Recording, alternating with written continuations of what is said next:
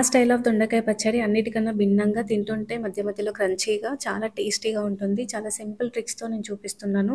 ఇప్పుడు నేను కట్ చేసిన విధంగానే ఇదే షేప్‌లో కట్ చేసుకోండి. ఆ తర్వాత ఆయిల్ వేడయ్యాక కొంచెం మనం ఫ్రై చేసుకుంటే సరిపోతుంది. మరీ డీప్ ఫ్రై చేయాల్సిన అవసరం లేదు. కొంచెం క్రంచీగానే ఉంచాలి. కొంచెం బ్రౌన్ షేడ్ వస్తే సరిపోతుంది. ఇక్కడ నేను 1 కేజీ దొండకాయలు తీసుకున్నాను. ఒకదాని తర్వాత ఒకటి కోలించి పక్కన పెట్టేసుకోండి. ఇప్పుడు మనకు కావాల్సిన మిగతా ఇంగ్రీడియెంట్స్ చూద్దాము. ఇక్కడ 1 కేజీ దొండకాయలోకి నేను 1 కప్ కారం తీసుకున్నాను. మీకు తగినంత తీసుకోండి కారం. అంటే మీరెంత తింటారో చూసుకొని. ఆ తర్వాత 1 కప్ ఆవపిండి తీసుకున్నాను.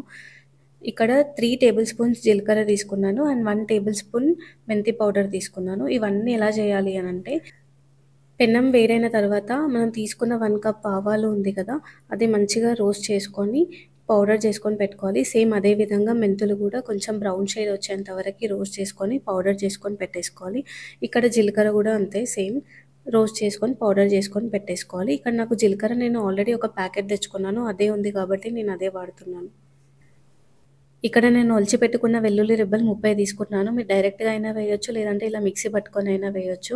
ఇప్పుడు మనం తీసుకున్న మిగతా పొడిలన్నీ యాడ్ చేద్దాం. ఇక్కడ నేను ఆవపిండి యాడ్ చేస్తున్నాను. ఆ తర్వాత కారం, తర్వాత ఉప్పు, తర్వాత ఇక్కడ మనం గ్రైండ్ చేసి పెట్టుకున్న వెల్లుల్లి, ఆ తర్వాత జీలకర్ర మెంతుల పొడి ఇవన్నీ యాడ్ చేసి మంచిగా కలుపుకొని పెట్టుకోవాలి. అండ్ ఇక్కడ మనం ఆయిల్ యాడ్ చేయాలి. కాచి పెట్టుకున్న నూనె మాత్రమే యాడ్ చేయాలి. నేను 1 కప్ యాడ్ చేస్తున్నాను. కారంతో చూపించాను కదా! అదే కప్‌తో నేను ఆయిల్ యాడ్ చేస్తున్నాను.